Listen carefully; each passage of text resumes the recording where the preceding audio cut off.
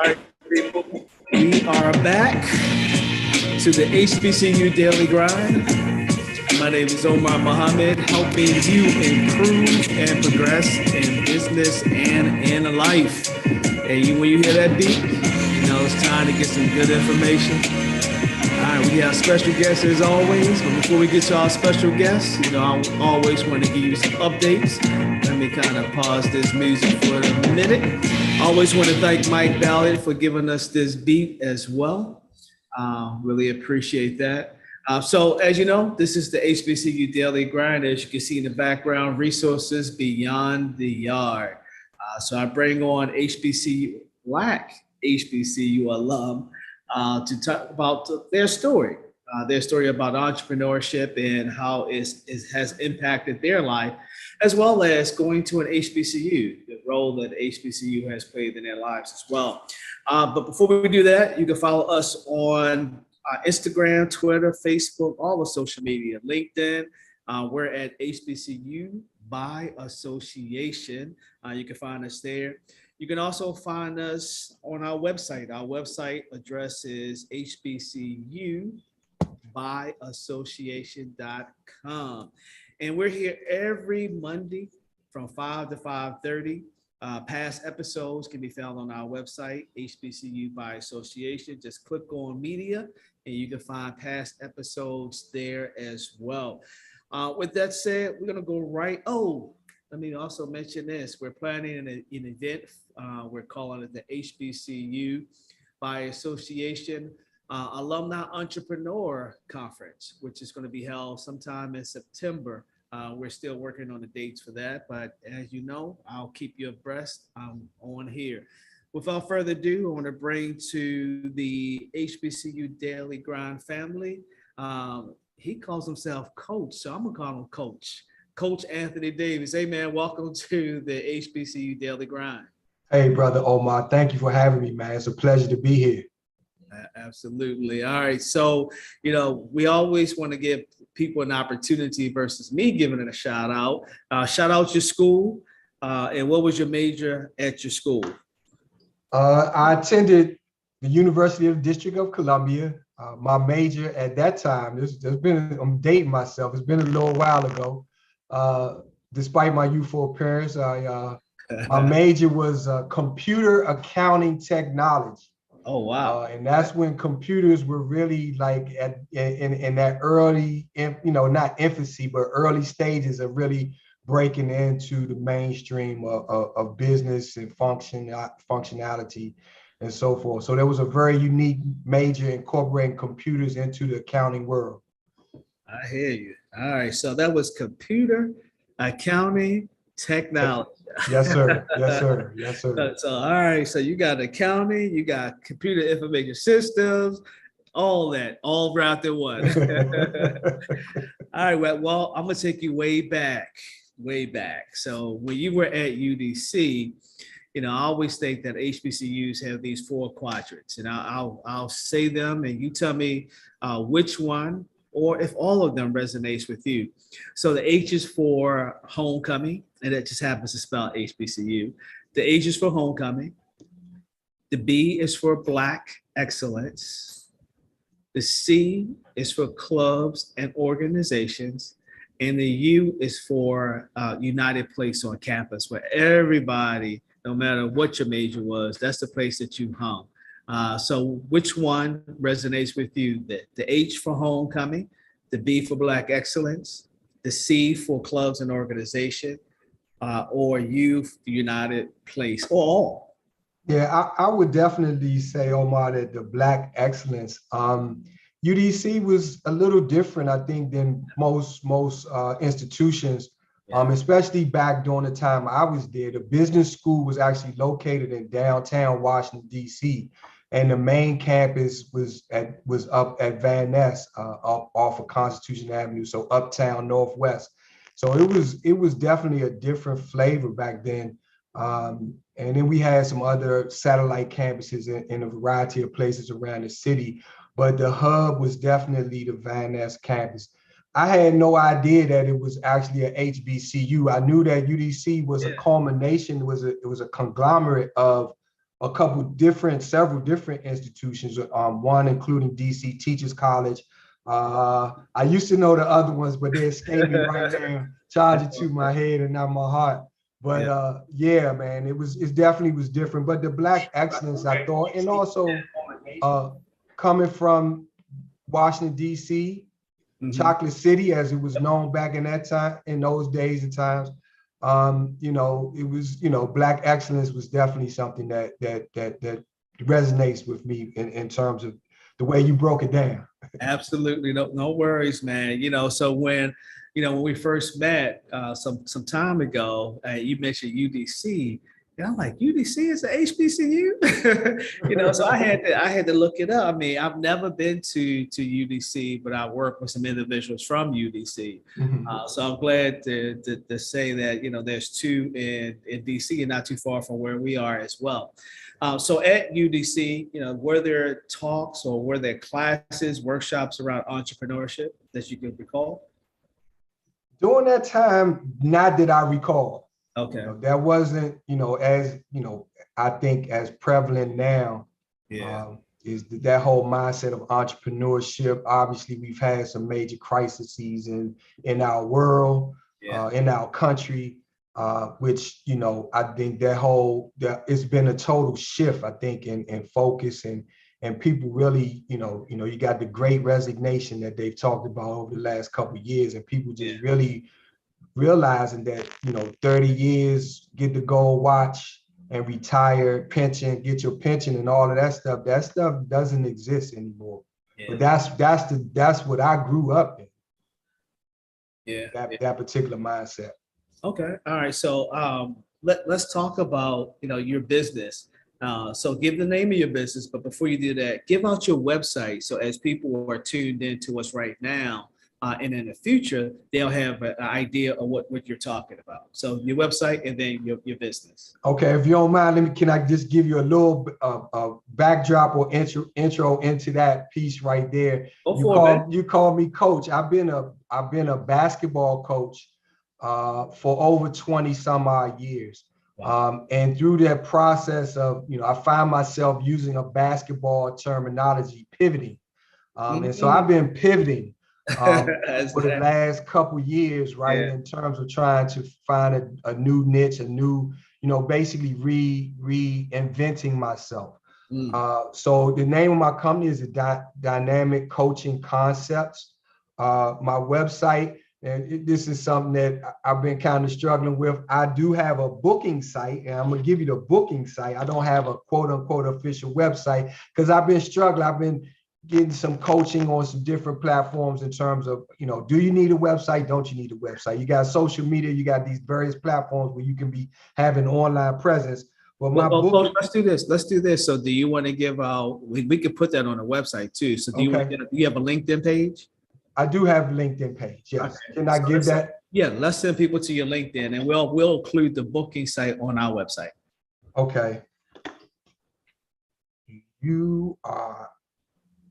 So it's probably is it under your coach or it's under Coach Anthony Davis, I believe, on LinkedIn. I'll be honest, I don't know. I'm just realizing. I'm man. That's okay. I'm gonna find out why you answer this next question. Okay. So how did you get to the point of? Let's first start with entrepreneurship. How did entrepreneurship, this journey begin for you? Yeah, I honestly, man, going back to like the probably about the 1990s, late 1990s, early 2000s, man. Both my parents were severely ill.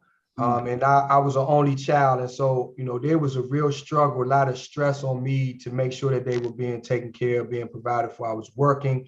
I had just recently started my own family. So I had, a wife and kids that, that I had to attend to. And it was a struggle, right? You had FMLA and all of those type of things. And I was like, man, I'm tired. I don't want to have to answer to anybody or have to put in a leave slip because I need to do something for my family. That really was what motivated me to want to become an entrepreneur. It's been something that's been on my heart and mind for a long time. I've found it somewhat of a struggle because my mindset has been that old, work 30 years, retire, so forth and so on. So I really have been really working hard, getting coaching myself to really break through that mindset of an employee and shifting to being a business owner. So when did you start your business? I was certified as a coach in August of 2020. Oh, wow. Okay. All right. And, being certified as so what type of coach? I know you said basketball before. Well, I used to coach basketball, so now I'm pivoting. So I'm still trying to, they say, well, if you leave yourself too broad, you kind of cutting out. You got to kind of, drill down into a specific niche. And that's what I'm trying to do right now too, is I'm doing a lot of work behind the scenes on that piece. Really want to target men, fathers, husbands. I believe that we as men, we have certain preconceived notions and things that society has kind of ingrained into us that we really need to break through in order to achieve the things that we have been put on this earth to do. And so I'm still, life coach, purpose coach, motivational coach. I haven't found a label for it yet. So I'm still working on that, brother. All right. And that's all good too. Oftentimes, as entrepreneurs, we try to make things perfect. And the word you use is pivot. In basketball, I play a little bit of basketball, and it's, you're going to pivot left or right, yes, and what you're doing now is you're pivoting in life. And, I like this purpose coach though. I like that, and just working with individuals. So who have you worked with in your business? So far, I've had the pleasure of working with a couple churches, church leadership, church leadership retreats. I've done some leadership team building around that. I've done some one-on-one coaching with some individuals as well. And again, just looking into, again, broadening that scope. I've spent the last couple years as a caregiver for my wife. And so that's kind of put a little damper on my progress. But at the same time, too, I think I've been making some tremendous strides and really starting to touch people and get out into the community. And COVID, of course, too, has prevented a lot of that face-to-face contact. And so we, trying to overcome those various obstacles right now. Absolutely. So what are you seeing as you journey through this entrepreneurship? What are some of the challenges that you see, and then how are you overcoming those challenges? For me, one of the things I would say, limiting beliefs. Or imposter syndrome. A lot of people throwing that around. I've kind of zoned in on that lately, trying to do some research around that, and just really like, can I do this? Right? Am I built for this? And I believe I am. I believe I have the experience. It's just now getting myself out there and being consistent and persistent. And this is what I'm choosing to do. This is what I'm going to do. This is what I've been called to do. I believe that I have the ability and the wherewithal, the people skills to really affect people's lives. I've been doing it for 20 some odd years. I'm just now choosing to do it in a different way. Absolutely. And I'll say, you don't need me to say this, but I'm going to say it anyway. You are built for this. You play basketball. You say you've been doing it for 20 some years. And, many times, limiting beliefs, I hear that a lot too. But if you're out there doing it, man, just continue to do it. Yes, sir. We all go come up with some challenges. One of my questions you asked, you already answered this, but the question would have been, who coaches the coach? Who makes sure that the coach is improving and progressing, as I always like to say. Yes. And I'm glad to hear that you're being coached as an entrepreneur and as in your profession as well. Yes, sir. So I do want to jump back a little bit about the coaching piece, and you mentioned men. I work at a university, in a small business center. Been doing that for a number of years, and there are a lot of women that come there and they ask for help and ask for guidance. Sometimes the men who come, if they rarely come to the center and get advice. And I'm finding that's a challenge for me. How do I reach out more to individuals, more to men? And how are you doing that in your particular business, reaching out to those men who are looking for a purpose or life coach? Wow, that's a rich question right there. I honestly, that is something that I've done through coaching that I've received, has really been working on developing my avatar, because my passion has been for the longest time to youth. Work with youth in the community, in church, in schools, and that's what I've been doing. But from an entrepreneurial standpoint, let's be honest. Youth don't have money. They don't have jobs. You know what I mean? Absolutely. And so that's what I find myself, as a male, as a man, I think our pride and our ego, to your point about the guys not showing up, our pride and our ego get in our way.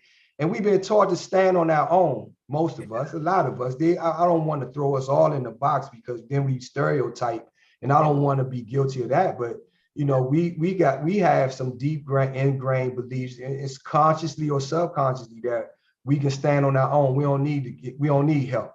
I got this.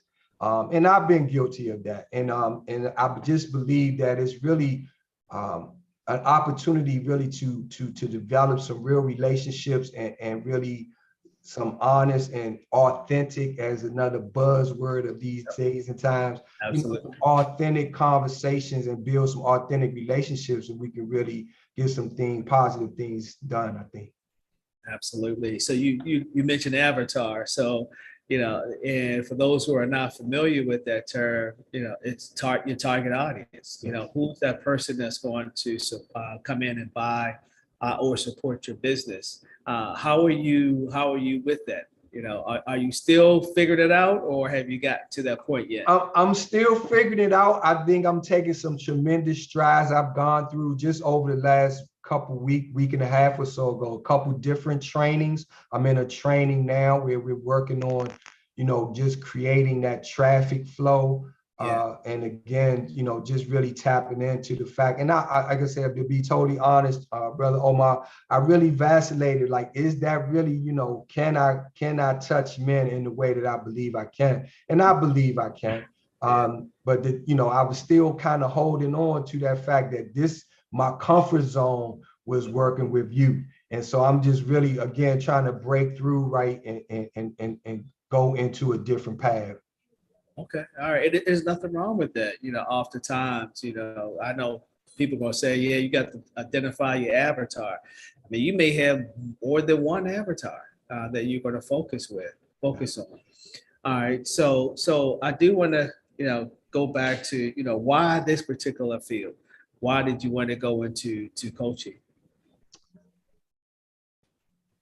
I've always had a heart for people.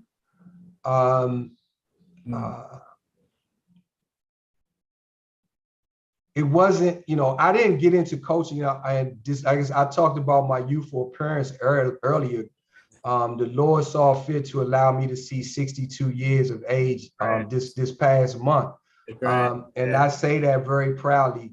Yes, sir. Because there were times when I didn't think I would be here at this particular point in time in my life. I got you. And so,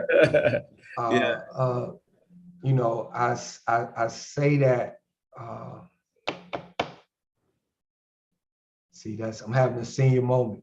It's all good, So let me kind of bring it back. Okay. In life, we kind of figure out, what we want to do, no matter how young in mind, young in I would say senior we are. Sometimes entrepreneurs start late. Sometimes entrepreneurs start early. But once you identify that purpose, you're going to go after that purpose and make sure that purpose is taking you to, your plan for life. You're defining that. You're defining that. And that was the question, question around, how did you get to this, getting certified in 2020 as a coach? How did you get to this point that, oh, okay, this is what I want to do for my life? So yeah, you brought me back. Thank you. Oh, good, man. Yeah, man. My first opportunity to coach basketball was in 2000. At that time, I was 40 years of age. It wasn't something that I saw out. Basketball was always a part of my life, going back to grade school.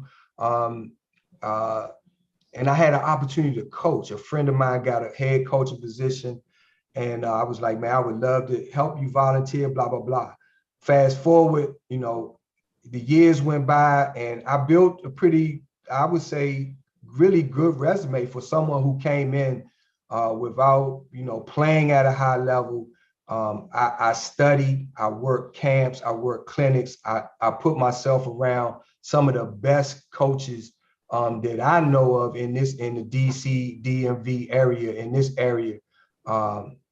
I won't name drop, but again, like those individuals, one has passed away now, the late great Morgan Wooten, played a very impactful part in my life and my matriculation through the coaching, platform. But so again, it's like helping people, touching people's lives. And it was like, it just became natural. I was like, wow, man, I could have done this as a career.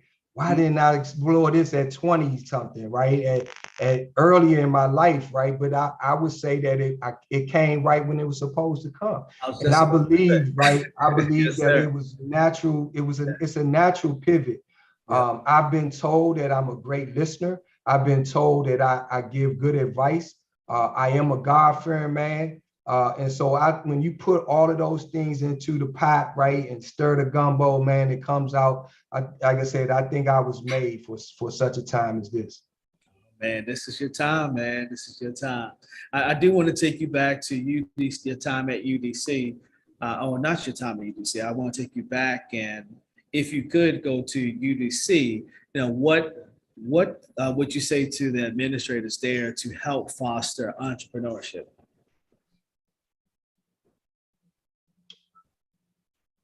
I'd be interested to know whether or not they even have, I know some schools actually have programs that geared towards that specifically, right? It's in the title, it's entrepreneurial studies or whatever it's called, right? But I would just say to them, if they, they definitely need to be mindful. It's a different world, right? I was having a conversation with somebody just yesterday. Like we live in a different world, different time, and it's constantly changing.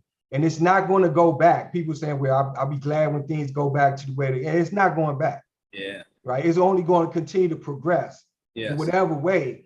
And right. And unless you find your spot and find your niche, as they say, your niche, as some people pronounce it, you're going to be lost in the sauce. And I think that the university administration needs to recognize that this is the wave of the future as it pertains to studies.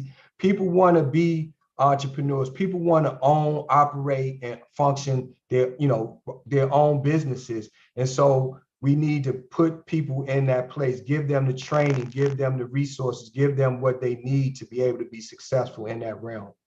Absolutely. All right, appreciate that. And then, attending an HBCU like UDC, how has that shaped your life and your business? I mentioned limiting beliefs earlier, but at the same time too, just being in that realm, even back then, there was a sense of confidence. There was a sense of camaraderie. There was a sense of pride. There was a sense of team. Because I remember, man, we used to have study groups and people would be in that accounting world, but they was like, what's a debit, what's a credit? But we would get together, right? And we would study and make sure that our group, our little, we would make sure everybody, had what they needed to achieve and be successful. So those things, I think, in teamwork, I'm big on that, man. That's one of my I'm a team builder. I'm a relationship builder by personality assessment. That's one of my top core traits. And so I'm big on that. Good deal. I definitely appreciate that. So before I ask the last question, so on LinkedIn, you can find Coach Davis at Anthony L, like in Larry, Davis Senior. So you can find him there. Yes. So is there anything else that you want people to know about you, know about your entrepreneurship journey or your time at UDC that I did not ask? I mean, in terms of my entrepreneur journey and just like, you know, I went on after leaving UDC to get another degree at another institution, PWI. But I would say that it's never too late, you know, because even myself, I'm like, man, I'm behind schedule. I'm late to the party.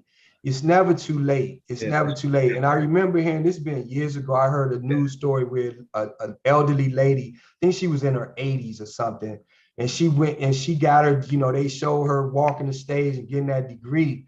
And I just feel like, you know, no matter what stage in life you are, it's never too late.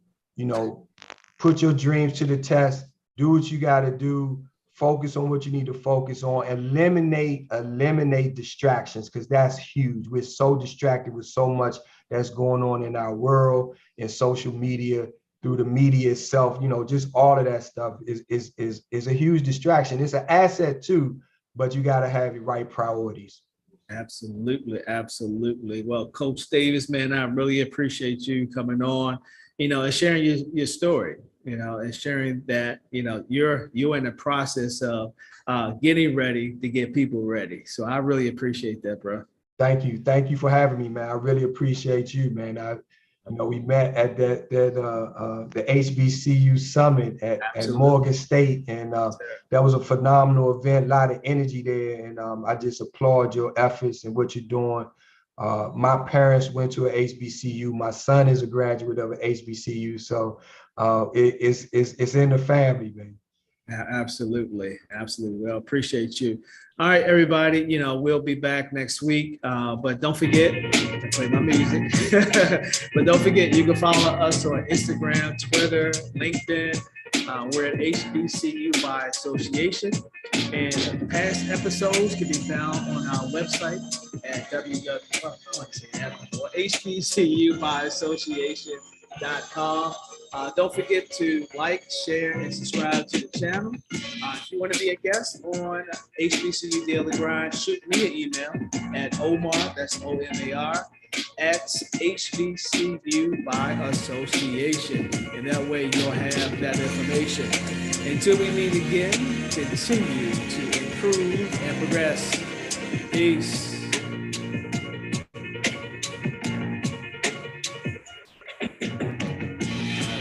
Good to go. I'm gonna put this on the website, and I think I got a typo in there what I put in the chat. Oh no, they're not gonna see the chat. Don't worry. Okay. Yeah. But even for you, because you mentioned being able to put it on. I got it. I pulled it from the form that you filled out. Okay. Yeah, I got it. So that particular site, man, has, you know, it has my contact stuff. It has services that I'm currently offering. I'm going to continue to expand that as well. So, you know, just right now, I'm leaning on that. And also it has the function to book, you know, to make appointments and things like that. Okay, good. Well, I added that to the draft. So I'm about to I'm going to add some stuff to the video on our website, and it'll be ready for you in about 15 minutes. Man, that's awesome. Yes, sir. Thank you, brother. I genuinely appreciate this, man. I hope I brought value to your listeners and your audience. And again, really. Absolutely. You opened your mouth. That's the important thing. Most people don't. So I appreciate it, man. All right. All right, bro. Peace. God bless you, man. Peace. Likewise.